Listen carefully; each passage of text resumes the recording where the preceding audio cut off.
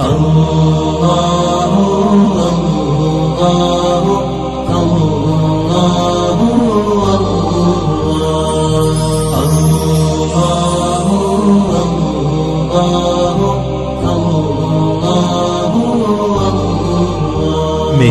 دل میں تو میرے لب پہ تو تیری شان جل جلالہ.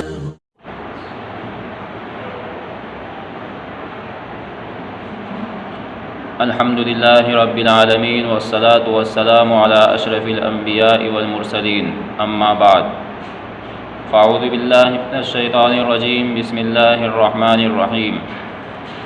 یا ایہا الذین آمنوا کتب علیکم الصیام کما کتب علی الذین من قبلکم لعلکم تتقون. وقال النبی صلی اللہ علیہ وسلم من صام رمضان ایمانا واحتسابا فغفر له ما تقدم من ذنبه او کما قال علیہ الصلاۃ والسلام. جیسا کہ ہم دیکھ رہے ہیں کہ رمضان کی آمد ہے، تو اس بارے میں کچھ باتیں عرض کرنا چاہتا ہوں. اللہ تعالیٰ مجھے صحیح کہنے کی توفیق عطا فرمائے، آمین.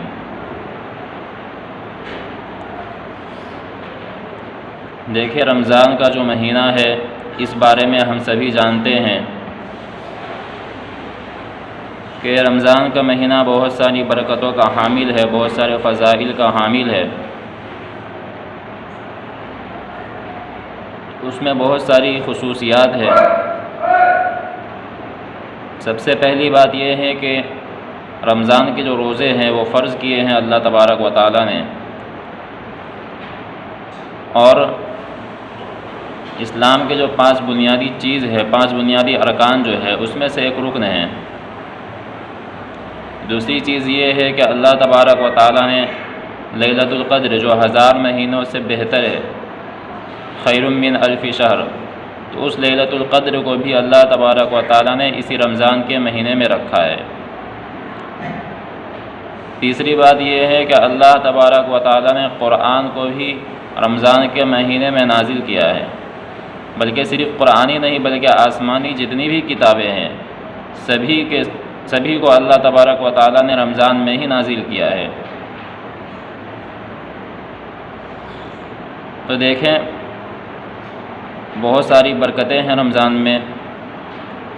تو ہمیں کیا کرنا ہے؟ دیکھیں، دنیا کا یہ اصول ہے کہ کسی کو کسی سے محبت ہوتی ہے تو اس محبت کے لیے صرف زبان سے کہہ دینا کہ ہاں مجھے تم سے محبت ہے قبول نہیں ہے، تسلیم نہیں ہے، بلکہ اس محبت کے لیے کچھ نہ کچھ دلیل دینی پڑتی ہے اور کچھ نہ کچھ کر کے دکھانا پڑتا ہے. جیسا کہ اولاد کو ماں باپ سے محبت ہے تو اولاد اپنے ماں باپ کی خدمت کرتے ہیں، ان پر مال خرچ کرتے ہیں. شوہر کو بیوی سے محبت ہے تو ان کے لیے وہ کچھ الگ طرح کی قربانیاں دیتے ہیں. بیوی کو شوہر سے محبت ہے تو اس کا الگ اسٹائل ہے.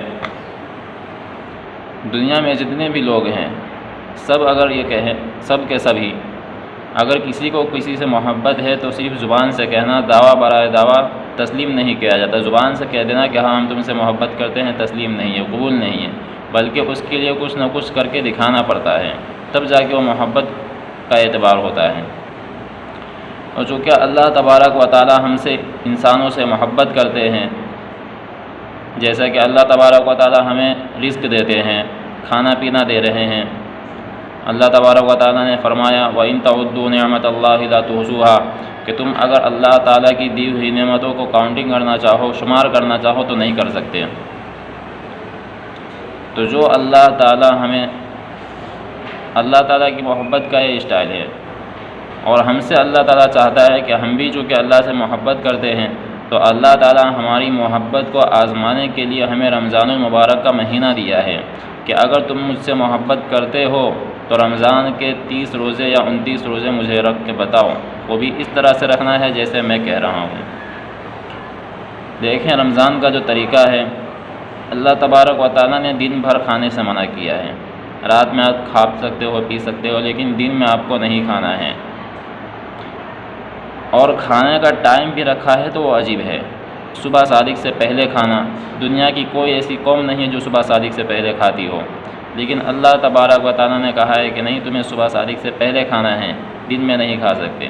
پھر رات میں اللہ تبارک و تعالیٰ نے مغرب کے ٹائم پہ کھانا رکھا ہے، اس کے ساتھ پھر نماز کو بھی ساتھ میں لگا دیا کہ تم پیٹ بھر کے نہیں کھا سکتے، اتنا کھاؤ جس سے کام چل جائے، نماز کا ٹائم ہوا ہلکا پھلکا کھاؤ، نماز پڑھنے نکلو۔ اس کے بعد پھر رات آئی تو عشاء کی نماز کے بعد پھر تراویح کو بیچ میں رکھ دیا۔ تو اللہ تعالیٰ پورے مہینے انسان کو اللہ تعالیٰ پوری اچھی طرح سے آزما لیتا ہے۔ جب اس کی وہ آزمائش میں مکمل اترتا ہے تو اللہ تعالیٰ پھر اس پر انعام کرتے ہیں۔ کیا انعام کرتے ہیں؟ دیکھیں، اخروی فائدہ تو ہے ہی کہ اللہ تعالیٰ جنت دے گا۔ جنت میں ایک دروازہ ہے جس کا نام ہے ریان۔ ریان کے معنی ہے سیرابی کرنا، سیراب کرنا۔ وہ ریان جو دروازہ ہے وہ صرف روزے داروں کے لیے ہے، باقی کسی کے لیے نہیں ہے۔ اس میں صرف روزے دار کو ہی اللہ داخل کرے گا، کیونکہ روزے دار دنیا میں پیاسا رہتا ہے، بھوکا رہتا ہے۔ تو اللہ تعالیٰ فرماتا ہے کہ تم آؤ، ہم تمہیں جنت میں ریان میں داخل کریں گے اور تمہیں ہم سیراب کریں گے۔ اور دوسرا فائدہ کیا ہے؟ لعلکم تتقون۔ دیکھیں، رمضان اور روزہ رکھنا اللہ تبارک و تعالیٰ کو اتنا محبوب ہے کہ اللہ تبارک و تعالیٰ نے قرآن میں یا ایھا الذین آمنوا کتب علیکم الصیام کہ اے ایمان والو تم پر روزے فرض کیے گئے ہیں، کما کتب علی الذین من قبلکم جیسا کہ تم سے پہلے امتیوں پر، تم سے پہلے لوگوں پر فرض کیا گیا تھا۔ یعنی اللہ تبارک و تعالیٰ نے روزے کو ہر امت کو اوپر فرض کیا ہے۔ تو دیکھیں، روزہ اللہ تبارک و تعالیٰ کو اتنا محبوب ہے، اتنا پسندیدہ ہے کہ کسی بھی امت سے اللہ تبارک و تعالیٰ نے روزہ کو ترک نہیں کیا ہے۔ تو دنیا میں فائدہ کیا ہے؟ لعلکم تتقون، کہ تم اگر روزہ رکھو گے جس طرح میں کہہ رہا ہوں، جس طرح میرا حکم ہے، میرے حکم کی تابع داری کرو گے، میرے حکم کے مطابق روزہ رکھو گے، نماز پڑھو گے، تراویح پڑھو گے، تو تمہیں تقویٰ آ جائے گا۔ تقویٰ کے معنی ہے گناہوں سے بچنا۔ لعلکم تتقون، کہ تمہارے اندر تقویٰ آ جائے گا۔ دیکھیں، بد نظری کم درجے کا گناہ ہے۔ بد نظری کو چھوڑنا آسان ہے، سود خوری چھوڑنا آسان ہے، غیبت کو چھوڑنا آسان ہے، لیکن بھوک کو چھوڑ دینا یہ بہت مشکل کام ہے۔ دنیا میں آج تک کوئی ایسی قوم نہیں ہے جو بھوک کو برداشت کر لے، لیکن اللہ تبارک و تعالیٰ ہم سے بھوک کو برداشت کروا رہا ہے۔ پورے مہینے بھوک برداشت کروا کے کیا ثابت کرنا چاہتا ہے اللہ تعالیٰ؟ کہ جس طرح تم نے اپنے آپ پر، جو بھوک اتنی شدید لگتی تھی پھر بھی تم نے اپنے آپ پر کنٹرول کیا، حالانکہ بھوک برداشت نہیں ہوتی ہے کسی سے، جس طرح تم نے بھوک کو برداشت کر لیا ہے، تو اب آئندہ جو تمہارے 11 مہینے ہیں اس کو بھی تمہیں کیسے کنٹرول کرنا ہے، گناہوں سے کیسے بچنا ہے۔ دیکھیں، بھوک کا برداشت کرنا زیادہ مشکل ہے بدرجہ دوسرے گناہوں کے۔ تو جس طرح تم نے اتنی مشکل چیز کو کر لیا ہے تو آسان چیز بد نظری اس سے آسان ہے، تو اس سے تم کو بچنا آسان ہو جائے گا۔ سود خوری سے تمہیں بچنا آ جائے گا۔ اسی طرح اور بھی ساری گناہ ہیں، ان سب سے بھی تم کو بچنا آسان ہو جائے گا۔ تو جس طرح تم نے بھوک کو برداشت کیا ہے، تو یہ تم نے جس طرح بھوک کے اوپر بریک لگایا ہے، اپنا کھانے پینے کا تقاضا ہو رہا تھا لیکن نہیں کھا رہے تھے، اسی طرح آئندہ تمہارا دل مچلے گا، تمہارا دل ادھر ادھر بھاگے گا، لیکن تمہیں بچے رہنا ہے۔ تو اسی کی یہ پریکٹس تھی۔ دیکھیں، ڈاکٹروں کا یہ کہنا ہے کہ جو انسان کچھ دیر بھوکا رہے گا، بھوک لگے گی پھر بھی نہیں کھائے گا، تو جسم اور معدے کو کچھ نہ کچھ خوراک چاہیے۔ تو جسم کے اندر جو غلیظ جراثیم پیدا ہوتے ہیں، جسم پھر اس جراثیم کو کھانا شروع کر دیتا ہے۔ تو گویا کہ ہم نے جو روزہ رکھا ہے، تو روزہ رکھنے کی وجہ سے ہم نے سب سے پہلی چیز کہ کینسر کو ہم نے بہت دور پھینک دیا ہے۔ ڈاکٹروں کا کہنا ہے کہ کینسر کی جو بیماری ہوتی ہے وہ زیادہ تر پیٹ بھر کے کھانے سے ہوتی ہے، تو ہم نے کینسر کو دور پھینک دیا۔ دوسری چیز یہ کہ ہمیں جس طرح بھوک پر ہم نے کنٹرول کیا ہے، اسی طرح ہم کو ساری دوسری چیزیں جو ہیں اس پر بھی کنٹرول کرنا آسان ہو جائے گا۔ گناہوں سے بچنا آسان ہو جائے گا، غصے پر کنٹرول کرنا آسان ہو جائے گا، اور اس کے بعد تمہیں اللہ تعالیٰ متقی اور پرہیز کر دے گا۔ رمضان کی ایک اور خصوصیت یہ ہے کہ اللہ تبارک و تعالیٰ رمضان کی ہر رات میں 10 لاکھ جہنم سے جہنمیوں کو آزاد کرتا ہے۔ پہلا رمضان 10 لاکھ آزاد، دوسرا رمضان 10 لاکھ پھر آزاد، تیسرا رمضان پھر 10 لاکھ آزاد، اسی طرح 29 رمضان تک ہر رات میں 10 لاکھ کو آزاد کرتا رہتا ہے۔ لیکن جب آخری رات آتی ہے تو آخری رات میں پورے مہینے میں جتنے لوگوں کو آزاد کیا ہے ان سب کے برابر آخری رات کو اللہ تبارک و تعالی جہنم سے آزاد کرتا ہے۔